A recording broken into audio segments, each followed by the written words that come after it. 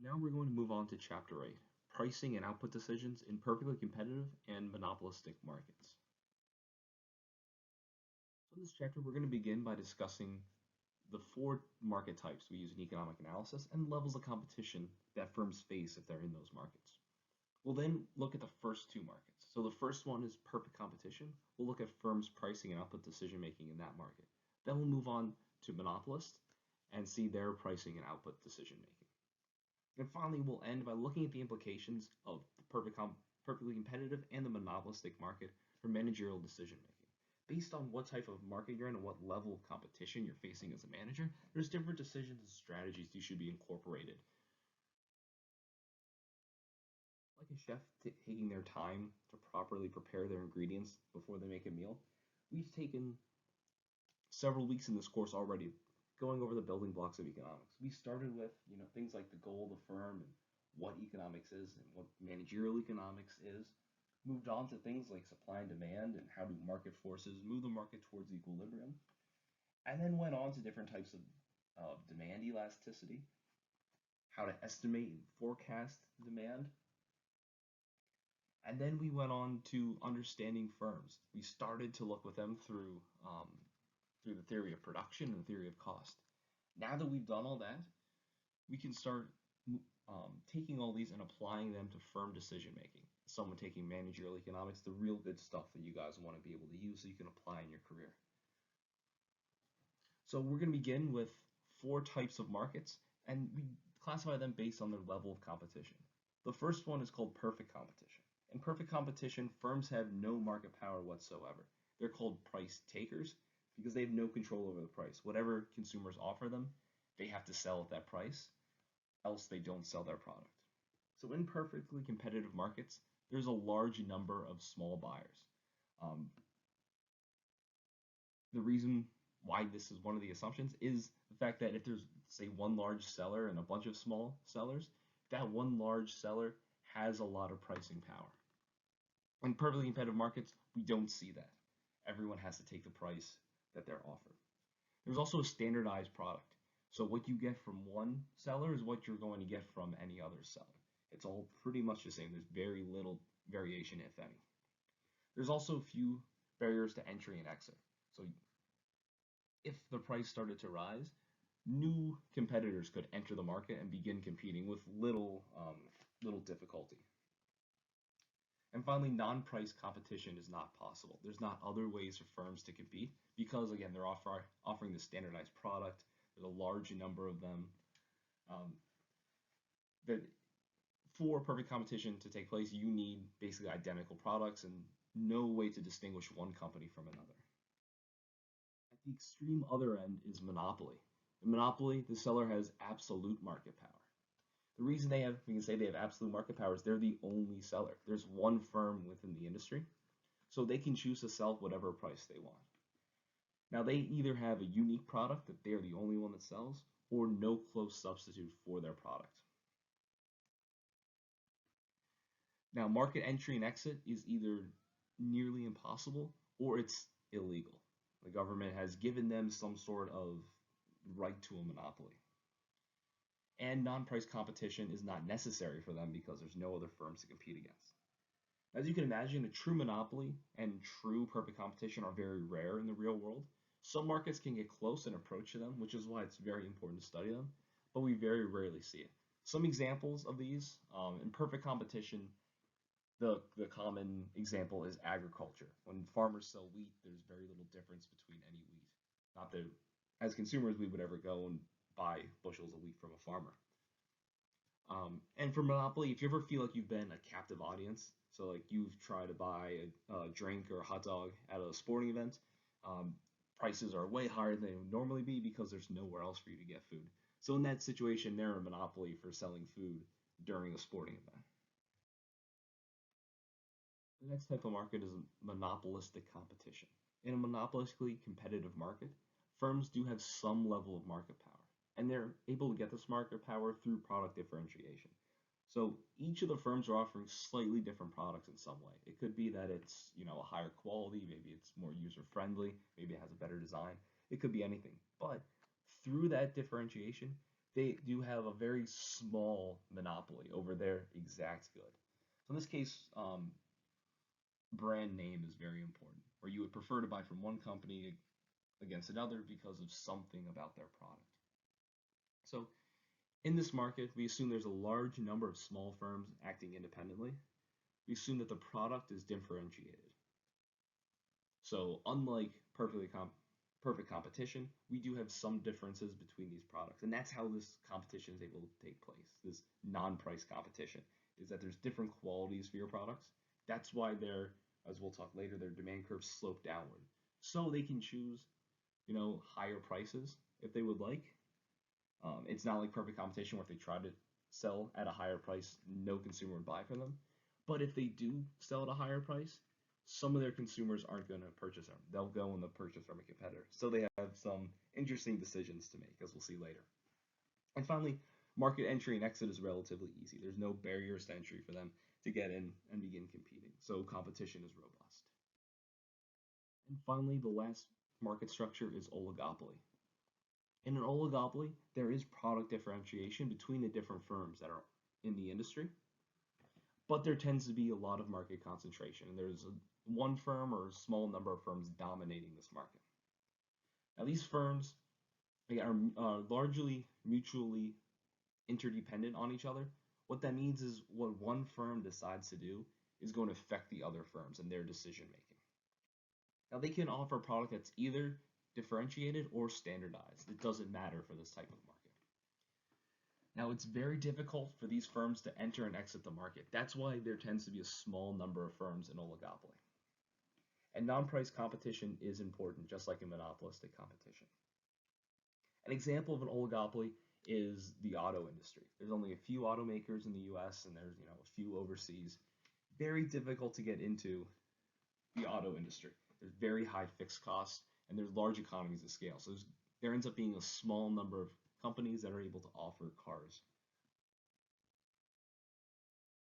Now imagine you're managing a firm that's considering entering a market that's considered perfectly competitive. Now, if you enter that market, you will have no control over the price of the product that you're selling. So when you're trying to think of your business strategy, if you enter that market, you're going to think of the following questions. You're going to think, how much of the product should we produce? If we produce a certain amount, how much profit are we going to earn? And if a loss rather than a profit is being incurred, will it be worthwhile to continue in this market in the long run? So you're hoping eventually that you'll be able to earn a profit. Or think, should we exit?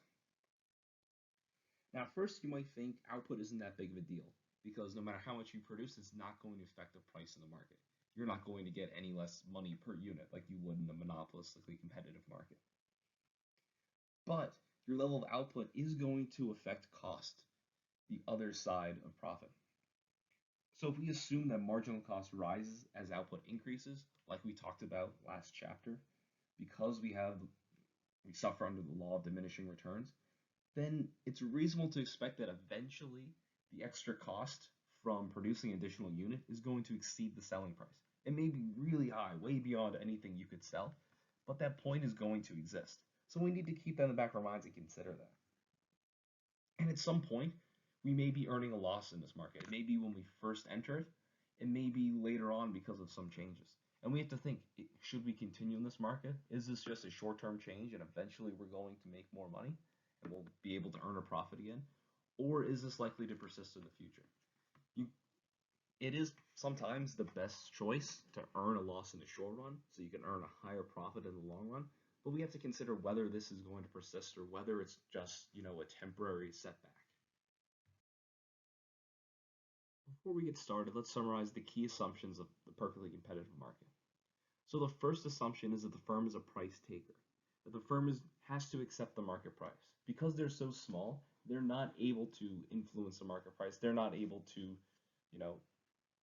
demand more money from a consumer. If they try to sell for more than the market price, the consumer will just walk away and purchase from any one of their competitors.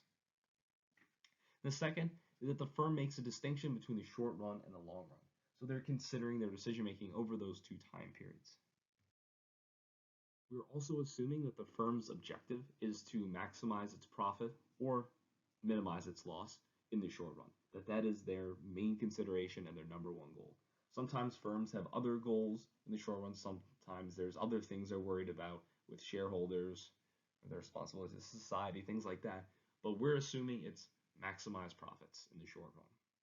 And finally, we're assuming that the firm includes its opportunity cost of operations in its total cost of production, that they're actually considering opportunity cost and the options of going into other lines of businesses. That may be a little bit of an abstraction away from the real world. A firm can't just immediately go into a completely different industry. Physical capital and human capital is typically designed for a certain set of skills or a certain industry and isn't perfectly applicable to anyone. But we're going to assume that this is the case here, and the firm has the full range of opportunities ahead of them. Remember back in chapter 4 when we talked about the price elasticity of demand, we talked about the potential for perfectly elastic demand curves or horizontal demand curves. We said they were very rare. They are very rare, but in a perfectly competitive market, each individual firm is facing a perfectly elastic demand curve. Consumers are infinitely sensitive to price, and if you increase the price at all, your demand will drop immediately to zero. But consumers are willing to buy as much as a firm is able and willing to sell at the going market price. Now, at this point, the firm receives the same marginal revenue for the sale of each additional unit of the product. The marginal revenue is going to be equal to the price of the product. And because the price, again, is always that same price no matter how much they want to sell, the marginal revenue is always going to be equal to the price. So there's going to be no limit to the total revenue that a firm can gain in a perfectly competitive market.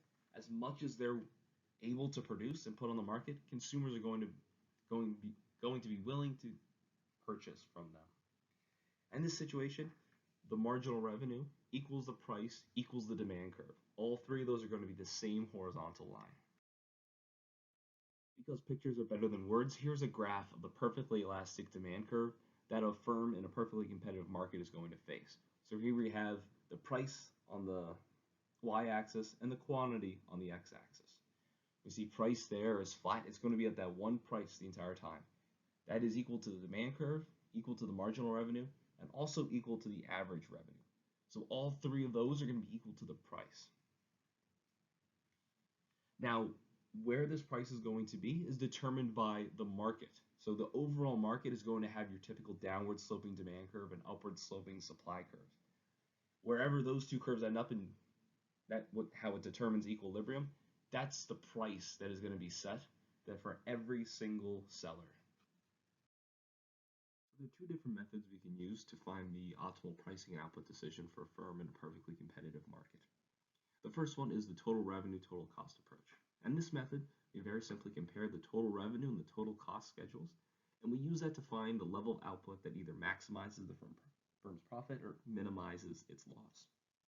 So in figure 8.4 in your textbook, they have a cost and revenue schedule, including the quantity that's being produced, the price of the good, and then our total revenue, total fixed costs, total variable cost, our total cost, and then our profit, which is simply the total revenue minus the total cost. So if you look at table 8.4, you can go under the total profit, see where that is the highest in that column. In this case, it's $261.60. You trace that back to the beginning, and that corresponds to a quantity of 8. So that is our optimal level of output for a perfectly competitive firm in this example market. The second method is using the marginal revenue, marginal cost approach. Now this is the best and most realistic way for a firm to determine their optimal pricing and output decision. In the real world, you don't choose ex ante. You don't have the full menu of choices before you. You're already producing at a certain level of production. So now for a firm in the real world, your choices should you produce more or less of a product. Typically, they rely on actual cost and revenue data at a certain level of output, and from there, seeing what they've already done, they have to conduct sensitivity analysis. So try to estimate relatively small changes around that level and see what the impact would be, if it would increase your profitability or decrease your profitability. So as we illustrate through the ensuing sections, marginal analysis is much better suited for this type of decision making than our total analysis, looking at total revenue and total cost. Instead, we'll be using the marginal revenue and marginal cost method throughout the rest of this chapter. So table 8.5 has a cost and revenue schedule with the marginal revenue and marginal costs on them now. Where a firm is going to want to produce, that's going to be where the marginal revenue equals the marginal cost, or where the marginal revenue and marginal costs are as close as possible. And your marginal profit, so any difference between those is going to be slightly positive, so the revenue is slightly higher than the cost. So for table 8.5, which is just table 8.4, all the same numbers for the same firm, just including the marginal revenue and marginal cost, we see in this instance that the optimal quantity for a firm to produce at is at 8 again.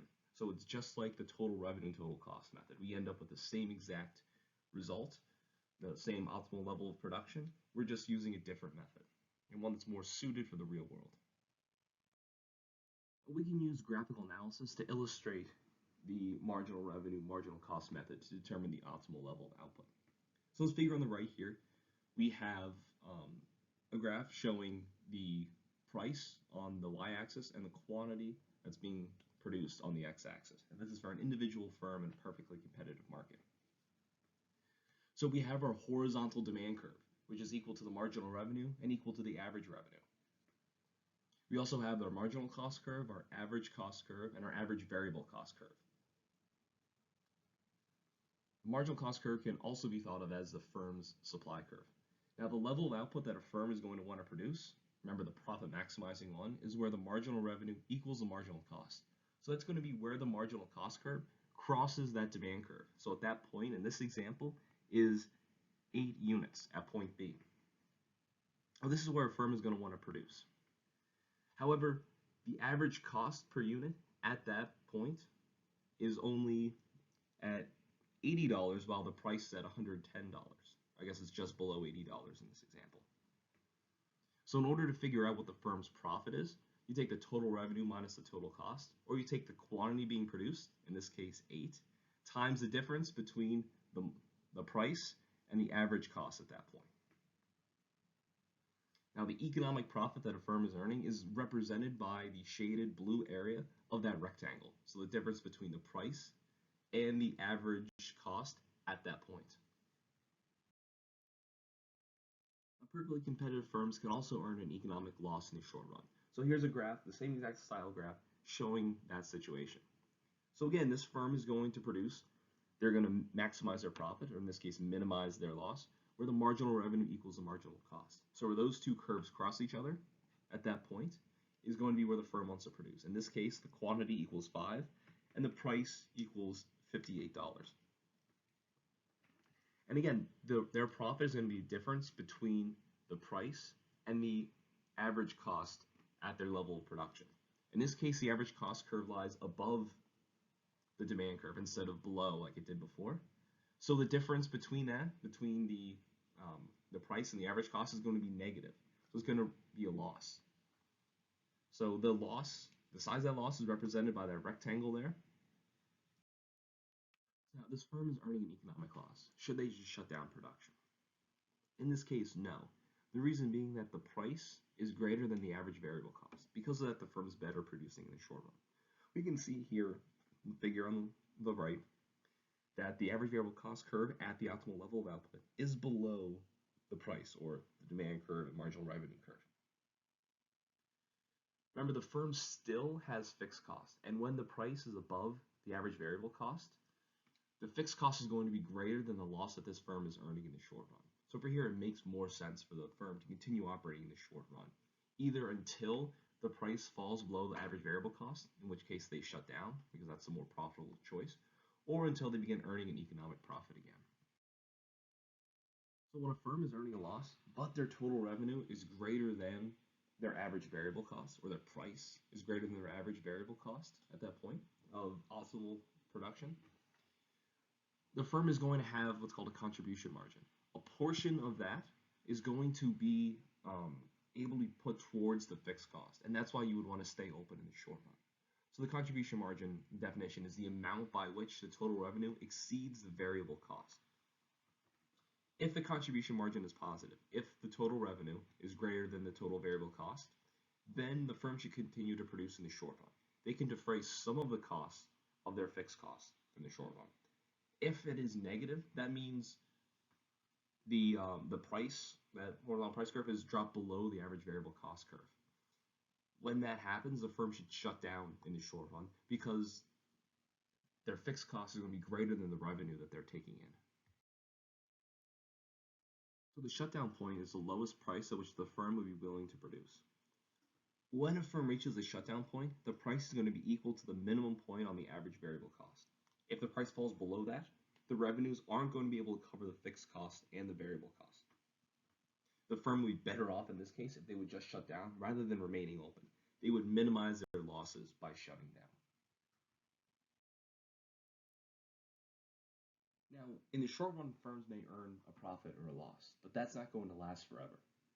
Now, firms don't have the ability in a perfectly competitive market to raise or lower their prices, but they do have the choice to enter or leave. In the long run, the price is going to settle at a point where firms are earning a normal profit. Uh, when we're considering the opportunity cost, that means there's going to be zero economic profit, meaning it isn't more profitable for them to leave the industry and go into another industry, but it's not profitable enough that it's attracting other firms into that industry.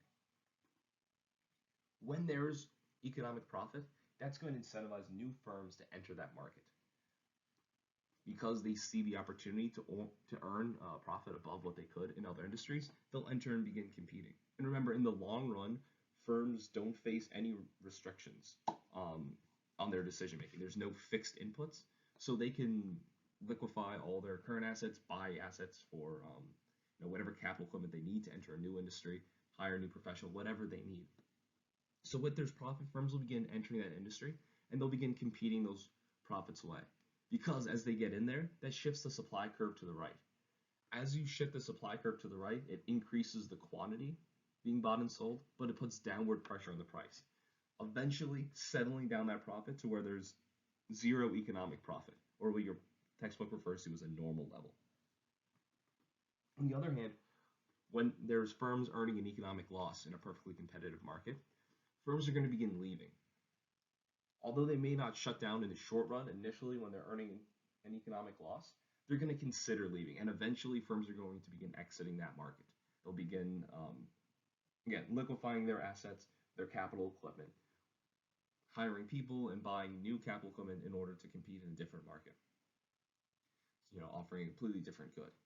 As firms exit, that's going to shift the market supply curve to the left. When we do that, that's going to decrease the quantity being bought and sold in the market, but it puts upward pressure on price. And that price is going to move up again until we reach a new equilibrium point where firms are earning zero economic profit. They're not earning a loss, but they're not earning a profit above what they could earn in other industries. At that point, when firms are earning zero economic profit or normal profit, there's no incentive for firms to leave or to exit the industry. And at that point, in our perfectly competitive market idea, competition has ceased, and now we settle at a new equilibrium until there's some sort of change in the overall market, one of our 5 determinants of supply or demand, causing the market supply or demand curve to shift, at which point the process begins all over again. Before we end our discussion on perfectly competitive markets, I think there's a few last things worth touching on. So first, the earlier that a firm enters a market where they're earning an above normal or an economic profit, the better their chances are of earning that for a period of time. So if there was economic profit in an industry and you're one of the first firms to enter, it's going to take some time until more and more firms enter and shift that supply curve to the right and draw down that price to the equilibrium price, so no firm is earning an economic profit. If you're the last firm that gets in and shifts that supply curve, you might not earn it at all, only for a very short time. So early adopters are the most successful in perfectly competitive markets. The first ones in usually have the higher than normal economic profit or positive economic profit the longest. Now, as new firms enter the market, something they want to keep in mind is trying to find the lowest possible cost of production, trying to reduce those costs as much as possible, or at least get it below their competitors. The reason being is they have no effect on price, but they can control their own costs.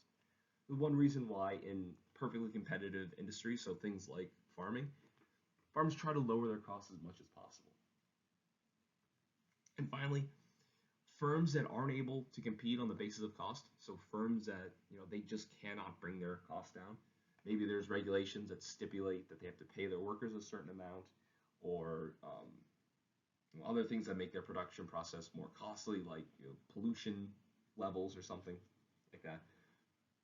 They may instead want to try to produce on the or compete on the process of product differentiation. So instead, focus on if you can, produce at a lower price or sell at a lower price, do something that makes your product different. This is very difficult in a perfectly competitive market. Remember, because by definition, all the goods are the same. But there are some instances where firms can break out of a perfectly competitive market, somehow differentiate their product, and through that way gain some market power and be able to compete against firms selling that good at a lower price.